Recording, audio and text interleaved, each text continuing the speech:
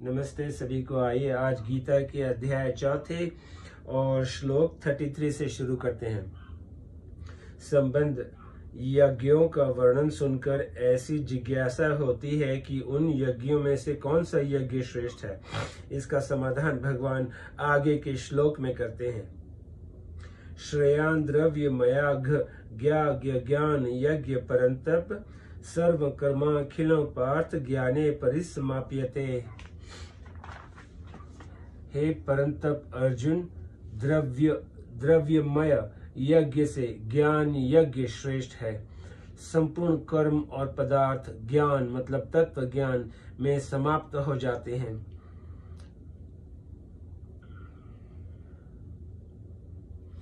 व्याख्या। श्रेयान द्रव्यमयाघ ज्ञान यज्ञ परंतप, जिन यज्ञों में द्रव्यों मतलब पदार्थों तथा कर्मों की आवश्यकता होती है वे सब यज्ञ द्रव्यमय होते हैं। द्रव्य शब्द के साथ मय प्रत्यय प्रचुरता के अर्थ में है। जैसे मिट्टी की प्रधानता वाला पात्र मृण्मय कहलाता है, ऐसे ही द्रव्य की प्रधानता वाला यज्ञ द्रव्यमय कहलाता है। ऐसे द्रव्यमय यज्ञ से ज्ञान ये यज्ञ श्रेष्ठ है, क्योंकि ज्ञान यज्ञ में द्रव्य और कर्म की आवश्यकता नहीं होती। सभी यज्ञों को भगवान ने कर्मजन्य कहा है। यहाँ भगवान कहते हैं कि संपूर्ण कर्म ज्ञान यज्ञ में परिसमाप्त हो जाते हैं, अर्थात ज्ञान यज्ञ कर्मजन्य नहीं है, प्रत्युत विवेक विचारजन्य है। अतः यहाँ जिस ज्ञान यज्ञ की बात आई है वह पूर्व वर्णित 12 यज्ञों के अंतर्गत आए ज्ञान यज्ञ का वाचक नहीं है, प्रत्युत आगे के 34वें श्लोक में वर्णित ज्ञान प्राप्त करने की प्रचलित प्रक्रिया का वाचक है। पूर्व वर्णित 12 यज्ञों का वाचक यहाँ द्रव्यमय यज्ञ है। द्रव्यमय यज्ञ समाप्त करके ही ज्ञान यज्ञ किया जाता है। अगर सूक्ष्म दृष्टि से देखा जाए तो ज्ञान यज्ञ भी क्रियाजन्य ही है, परंतु इसमें विवेक विचार की प्रधानता रहती है। सर्व कर्माखिलं पार्थ ज्ञाने परिसमाप्यते। सर्वम और अखिलम दोनों शब्द पर्यायवाची हैं और उनका अर्थ संपूर्ण होता है। इसीलिए यहाँ सर्वम कर्म का अर्थ संपूर्ण कर्म मात्र कर्म और अखिलम का अर्थ संपूर्ण द्रव्य मात्र पदार्थ लेना ही ठीक मालूम देता है। जब तक मनुष्य अपने लिए कर्म करता है तब तक उसका संबंध क्रियाओं और पदार्थों से बना रहता है। जब तक क्रियाओं और पदार्थों से संबंध रहता है तभी तक अंतःकरण में अशुद्धि रहती है। इसीलिए अपने लिए कर्म न करने से ही अंतःकरण शुद्ध होता है। अंतःकरण में 3 दोष रहते हैं, मल, विक्षेप और आवरण। मल संचित पाप, विक्षेप चित्त की चंचलता और आवरण अज्ञान। अपने लिए कोई भी कर्म न करने से अर्थात संसार मात्र की सेवा के लिए ही कर्म करने से जब साधक के अंतःकरण में स्थित मल और विक्षेप दोनों दोष मिट जाते हैं तब वह ज्ञान प्राप्ति के द्वारा आवरण दोष को मिटाने के लिए कर्मों का स्वरूप से त्याग करके गुरु के पास जाता है।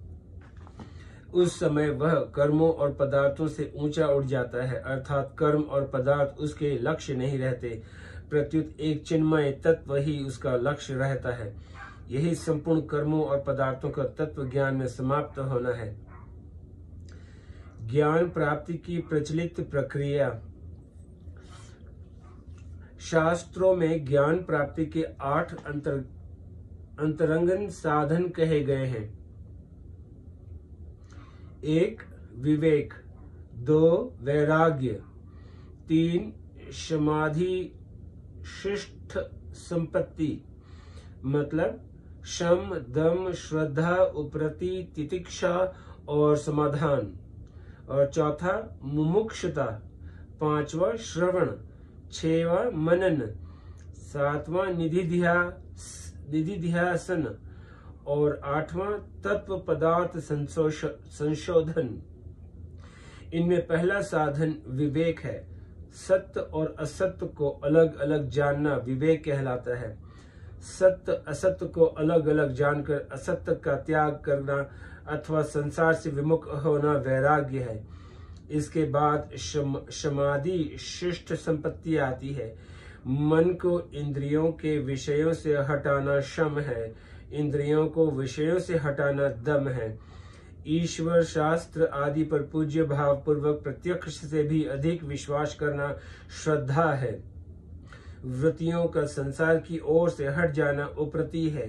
सर्दी गर्मी आदि द्वंद्वों को सहना, उनकी उपेक्षा करना तितिक्षा है। अंतकरण में शंकाओं का न रहना समाधान है। इसके बाद चौथा साधन है मुमुक्षुता। संसार से छूटने की इच्छा मुमुक्षुता है।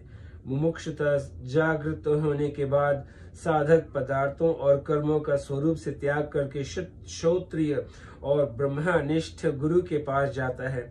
गुरु के पास निवास करते हुए शास्त्रों को सुनकर तात्पर्य का निर्णय करना तथा उसे धारण करना श्रवण है। श्रवण से प्रमाणगत संशय दूर होता है। परमात्मा तत्व का युक्ति प्रयुक्तियों से चिंतन करना मनन है। मनन से प्रमेयगत संशय दूर होता है। संसार की सत्ता को मानना और परमात्मा तत्व की सत्ता को न मानना विप्रति भावना कहलाती है। विप्रति भावना को हटाना निधिध्यासन है। प्राकृत पदार्थ मात्र से संबंध विच्छेद हो जाए और केवल एक चिन्मय तत्व शेष रह जाए, यह तत्व पदार्थ संशोधन है। इसे ही तत्व साक्षात्कार कहते हैं। जो सांसारिक भोग और संग्रह में लगे हुए हैं, ऐसे मनुष्यों के द्वारा श्रवण होता है, शास्त्रों का मनन होता है, विषयों का निधिध्यासन होता है, रुपयों का और साक्षात्कार होता है और रुपयों का और साक्षात्कार होता है दुखों का। विचार पूर्वक देखा जाए तो इन सब साधनों का तात्पर्य है असाधन अर्थात असत्य के साथ संबंध का त्याग। त्याज्य वस्तु अपने लिए नहीं होती, पर त्याग का परिणाम तत्व साक्षात्कार अपने लिए होता है। अब श्लोक 34 से शुरू करते हैं। संबंध। अर्जुन अपना कल्याण चाहते हैं, अतः कल्याण प्राप्ति के विभिन्न साधनों का यज्ञ रूप से वर्णन करके अब भगवान ज्ञान यज्ञ के द्वारा तत्व ज्ञान प्राप्त करने की प्रचलित प्रणाली का वर्णन करते हैं।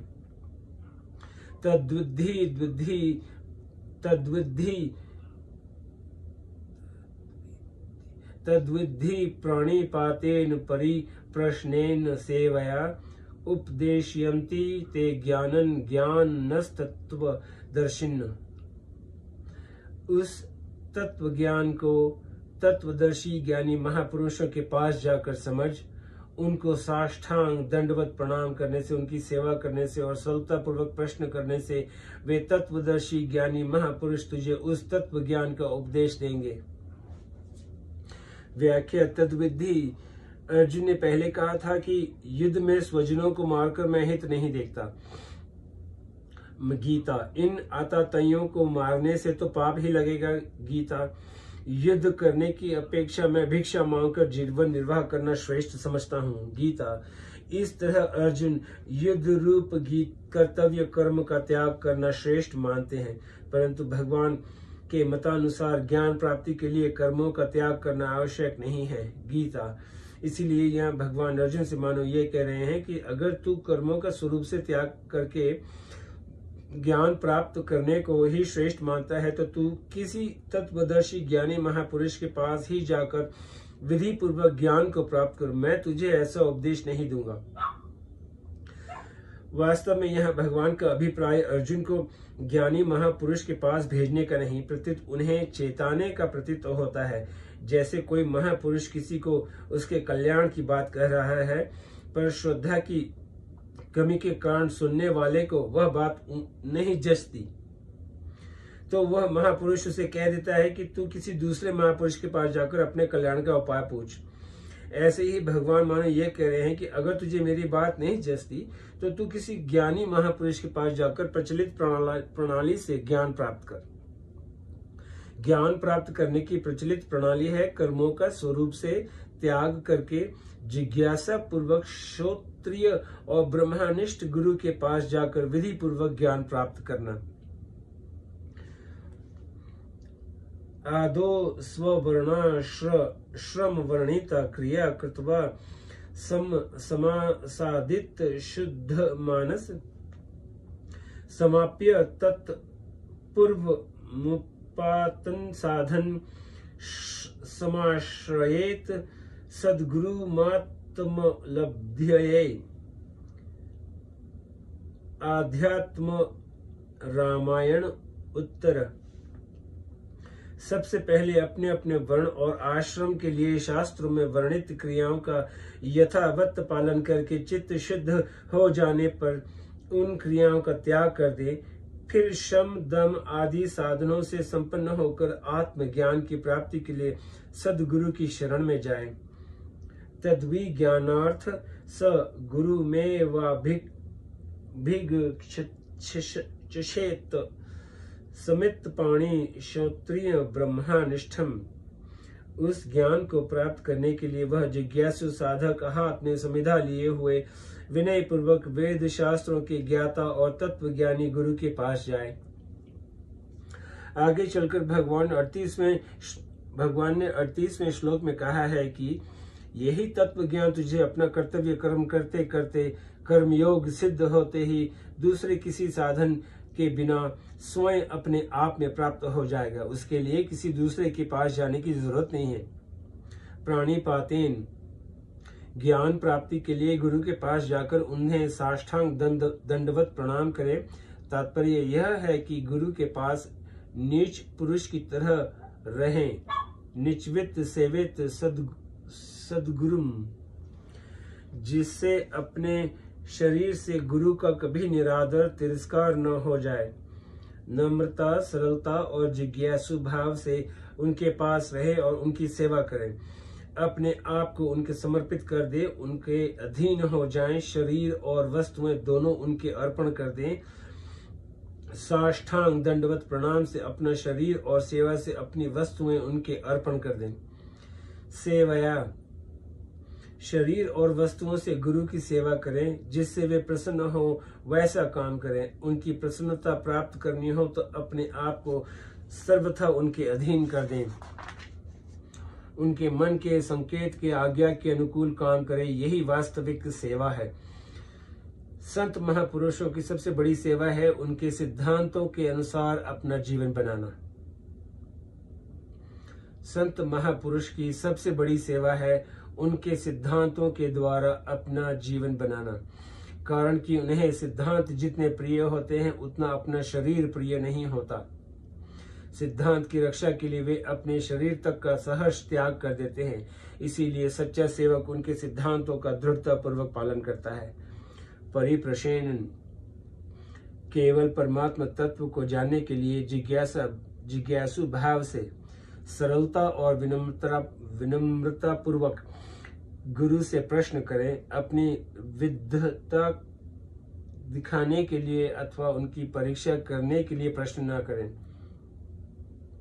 मैं कौन हूँ, संसार क्या है, बंधन क्या है, मोक्ष क्या है, परमात्मा तत्व का अनुभव कैसे हो सकता है, मेरे साधन में क्या क्या बाधाएं हैं, उन बाधाओं को कैसे दूर किया जाए, तत्व समझ में क्यों नहीं आ रहा है, आदि आदि प्रश्न केवल अपने बोध के लिए जैसे जैसे जिज्ञासा हो वैसे वैसे करें। ज्ञानी नष्ट तत्वदर्शिन पद का तात्पर्य यह है कि उस महापुरुष को परमात्मा तत्व का अनुभव हो गया हो, और ज्ञानीन पद का तात्पर्य यह है कि उन्हें वेदों तथा शास्त्रों का अच्छी तरह ज्ञान हो। ऐसे तत्वदर्शी और ज्ञानी महापुरुष के पास जाकर ही ज्ञान प्राप्त करना चाहिए। अंतःकरण की शुद्धि के अनुसार ज्ञान के अधिकारी 3 प्रकार के होते हैं, उत्तम, मध्यम और कनिष्ठ। उत्तम अधिकारी को श्रवण मात्र से तत्व ज्ञान हो जाता है। उत्तम अधिकारी वही है जिसमें तत्व प्राप्ति की लगन हो। जिसको तत्व प्राप्ति में भविष्य अच्छा न लगे, अर्थात जो वर्तमान में ही तत्काल तत्व प्राप्ति करना चाहता हो। मध्यम अधिकारी को श्रवण, मनन और निधिध्यासन करने से तत्व ज्ञान होता है। कनिष्ठ अधिकारी तत्व को समझने के लिए भिन्न भिन्न प्रकार की शंकाएं किया करता है। उन शंकाओं का समाधान करने के लिए वेदों और शास्त्रों का ठीक ठीक ज्ञान होना आवश्यक है, क्योंकि वहां केवल युक्तियों से तत्व को समझाया नहीं जा सकता। यदि गुरु तत्वदर्शी हो पर ज्ञानी न हो, तो वह शिष्य की तरह तरह की शंकाओं का समाधान नहीं कर सकेगा। यदि गुरु शास्त्रों का ज्ञाता हो पर तत्वदर्शी न हो, तो उसकी बातें वैसी ठोस नहीं होंगी जिससे श्रोता को ज्ञान हो जाए। वह बातें सुना सकता है, पुस्तकें पढ़ा सकता है, पर शिष्य को बोध नहीं करा सकता। इसीलिए गुरु का तत्वदर्शी और ज्ञानी दोनों ही होना बहुत जरूरी है। उपदेक्ष्यन्ति ते ज्ञानम, महापुरुष को दंडवत प्रणाम करने से, उनकी सेवा करने से और उनसे सरलता पूर्वक प्रश्न करने से वे तुझे तत्व ज्ञान का उपदेश देंगे। इससे इसका यह तात्पर्य नहीं है कि महापुरुष को इन सब की अपेक्षा रहती है। वास्तव में उन्हें प्रणाम, सेवा आदि की कृष्ण मात्र भी भूख नहीं होती। वह यह सब कहने का भाव है कि जब साधक इस प्रकार जिज्ञासा करता है और सरलता भाव पूर्वक महापुरुष के पास जाकर रहता है, तब उस महापुरुष के अंतःकरण में उसके प्रति विशेष भाव पैदा होते हैं, जिससे साधक बहुत लाभ होता है। यदि साधक इस प्रकार उनके पास न रहे तो ज्ञान मिलने पर भी वह उसे ग्रहण नहीं कर सकेगा। ज्ञानम पद यहाँ तत्व ज्ञान अथवा स्वरूप बोध का वाचक है। वास्तव में ज्ञान स्वरूप का नहीं होता, प्रत्युत संसार का होता है। संसार का ज्ञान होते ही संसार से संबंध विच्छेद हो जाता है और स्वतः सिद्ध स्वरूप का अनुभव हो जाता है। उपदेक्ष्यन्ति पद का यह तात्पर्य है कि महापुरुष ज्ञान का उपदेश तो देते हैं, पर उससे साधक को बोध हो ही जाए ऐसा निश्चित नहीं है। आगे 39वें श्लोक में भगवान ने कहा है कि श्रद्धावान पुरुष ज्ञान को प्राप्त करता है। श्रद्धा वालंबते ज्ञानम, कारण की श्रद्धा अंतःकरण की वस्तु है, परंतु प्रणाम, सेवा, प्रश्न आदि कपट पूर्वक भी किए जा सकते हैं। इसीलिए यह महापुरुष के द्वारा केवल ज्ञान का उपदेश देने की ही बात कही गई है और 39वें श्लोक में श्रद्धावान साधक के द्वारा ज्ञान प्राप्त होने की बात कही गई है। आज यहीं समाप्त करते हैं, फिर कल श्लोक 35 से शुरू करेंगे। शुक्रिया, नमस्ते।